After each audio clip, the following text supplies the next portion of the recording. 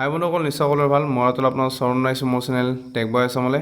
বন্ধুসকল, online driving licence সকলোৰে প্ৰয়োজন, কাৰণ অনলাইন ড্ৰাইভিং লাইচেঞ্চটো থাকিলে আপোনালোকে পকেটত যদি ড্ৰাইভিং লাইচেঞ্চটো নেনিয়েও তেতিয়াহ'লে আপোনালোকে সকলো ঠাইৰ পৰা বাছি আহিব পাৰিব। আৰু লগতে কেতিয়াবা ড্ৰাইভিং টেষ্ট দিয়াৰ পিছতো আপোনালোকৰ যিখন ফিজিকেল ড্ৰাইভিং লাইচেঞ্চ সেইখন আহি নাপায়, তো যাৰ বাবে প্ৰব্লেম হয়।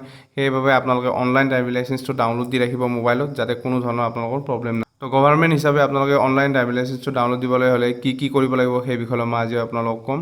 তো প্ৰথমতে আপোনালোকে জানিব লাগিব যে এটা এপছৰ দৰকাৰ, সেইটো হ'ল গভৰ্ণমেণ্ট এপছ। সেইটোৰ নাম হ'ল ডিজিলকাৰ। ডিজিলকাৰত আপোনালোকে বহু ধৰণৰ গভৰ্ণমেণ্ট চাৰ্টিফিকেট, আপোনাৰ ৰিলেটেড চাৰ্টিফিকেট পাব, আৰু লগতে ড্ৰাইভিং লাইচেঞ্চো আপোনালোকে ডাউনলোড দিব পাৰিব। তো আহকচোন কেনেকৈ ইয়াক ইনষ্টল কৰে আৰু কেনেকৈ ইয়াত একাউণ্ট বনাই ডাউনলোড দিয়ে সেই বিষয়ে শিকোঁ। তো প্ৰথমতে আপোনালোকে ক'ত যাব লাগিব? Play store.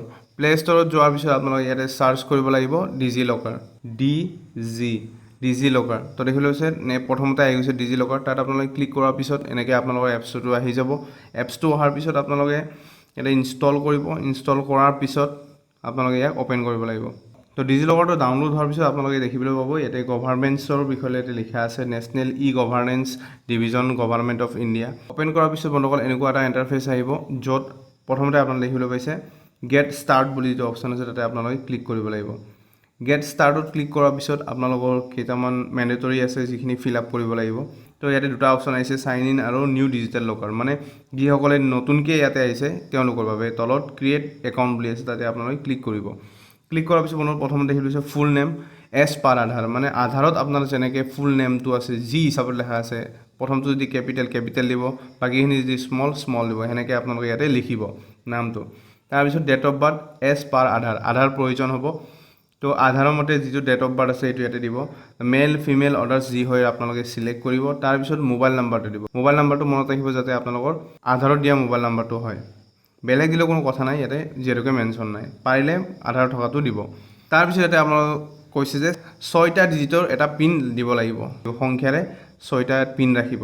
ৰখাৰ পিছত ইমেইল আইডিটো আপোনালোকৰ দিব। দিয়াৰ পিছত আধাৰ নাম্বাৰটো দিয়াৰ পিছত আপোনালোকে দেখিবলৈ পাইছে ছাবমিট এটা অপশ্যন আছে, তাত ক্লিক কৰিব। ক্লিক কৰাৰ পিছত আপোনালোকৰ যিটো একাউণ্ট সেইটো হৈ যাব। তো যিহেতুকে মই অলৰেডি ইয়াতে লগ ইন কৰা আছে, চ' মই আকৌ দ্বিতীয়বাৰ কৰিব নোৱাৰোঁ।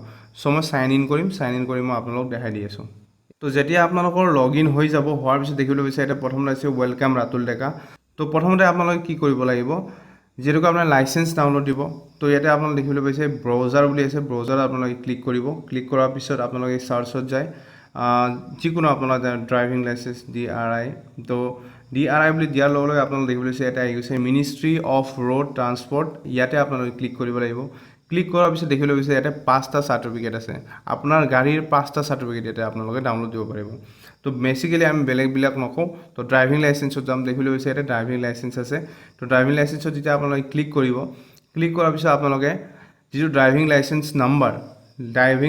নাম্বাৰটো আপোনালোকৰ প্ৰয়োজন হ'ব। যিহেতুকে আপোনালোকে যেতিয়া এক্সাম দি আহিব ড্ৰাইভিং লাইচেঞ্চৰ, তেতিয়া আপোনালোকৰ কাৰ্ডখন হোৱাৰ আগতে আপোনালোকৰ এটা মেছেজ আহি যায় ড্ৰাইভিং লাইচেঞ্চৰ কনফাৰ্মেশ্যনৰ কাৰণে। আপোনালোকক মই দেখাই দি আছোঁ যে কেনেকৈ মেছেজটো আহে। মই যেতিয়া ড্ৰাইভিং লাইচেঞ্চ বনাইছিলোঁ, তো মোৰ যেতিয়া এণ্ডিং হৈছিলে, মই এক্সাম দিয়াৰ কেইদিনমান পিছতে এইটো আহিছিলে। এই যিটো নাম্বাৰ আপোনালোকৰ ড্ৰাইভিং লাইচেঞ্চৰ যিটো নাম্বাৰ, সেইটো আপোনালোকে তাত দিব লাগিব। তো এইটো অলৰেডি আপোনালোকৰ তাত আহি যাব। আৰু যদিও বা আপোনালোকৰ ড্ৰাইভিং লাইচেঞ্চখন লগত থাকে, তাত ড্ৰাইভিং লাইচেঞ্চৰ যিহেতুকে নাম্বাৰটো থাকেই, তাৰ পৰা আপোনালোকে ডাউনলোড দিব পাৰে।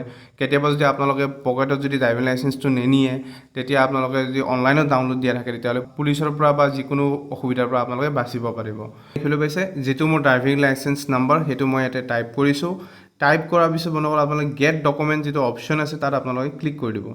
ক্লিক কৰাৰ পিছত আপোনালোকৰ যিটো ডকুমেণ্টছ সেইটো ইয়াতে শ্ব' কৰিব। তো দেখিবলৈ পাইছে ইয়াতে প্ৰিপেয়াৰিং হৈ আছে, পেণ্ডিং ডকুমেণ্ট বুলি আহিছে ড্ৰাইভিং লাইচেঞ্চটো।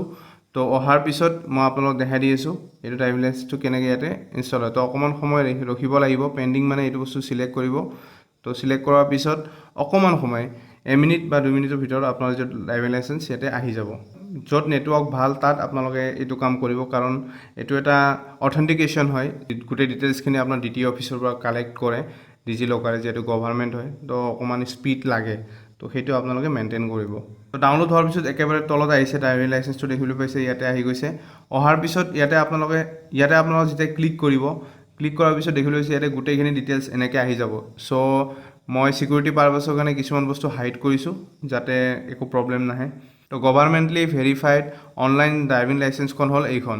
তো এইখন যদি আপোনালোকে য'তে দেখক কোনো ধৰণৰ আপোনালোকক কুৱেশ্যন কৰিব নোৱাৰে আৰু কোনো ধৰণৰ আপোনালোকৰ ফাইন কাটিব নোৱাৰে, কাৰণ এইখনৰ তলত আপোনালোকে দেখিবলৈ পাইছে ডিজিলকাৰ ভেৰিফাইড, আৰু ডিজিলকাৰ ভেৰিফাইড মানে গভৰ্ণমেণ্ট ভেৰিফাইড, যিটো ডিজিলকাৰ হ'ল গভৰ্ণমেণ্টৰ এটা পাৰ্চনেল এপছ, যিটো এপছৰ দ্বাৰা জনসাধাৰণে নিজৰ যিকোনো ডকুমেণ্টছ ডাউনলোড দিব পাৰে।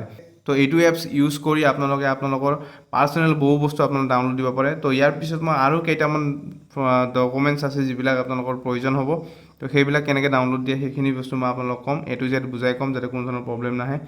তো বৰ্তমান যদি এইটো ভিডিঅ'ত আপোনালোকে লাইক কৰে, শ্বেয়াৰ কৰে, ভাল ৰেছপন্স পাওঁ, তেতিয়াহ'লে মই আৰু আপোনালোকৰ কাৰণে এনেকুৱা ইম্পৰ্টেণ্ট ভিডিঅ'বিলাক বনাই যাম।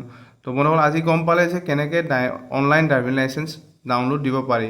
তো কিবা যদি আপোনালোকৰ সহায় হৈছে, তেতিয়াহ'লে আশা কৰিছোঁ আপোনালোকে মোৰ এই চেনেলটো ছাবস্ক্ৰাইব কৰিব, লগতে লাইক কৰিব আৰু শ্বেয়াৰ কৰিব বুলি। তো বন্ধুসকল, আজিলৈ এৰিলোঁ। ভিডিঅ'টি চোৱাৰ বাবে অশেষ ধন্যবাদ।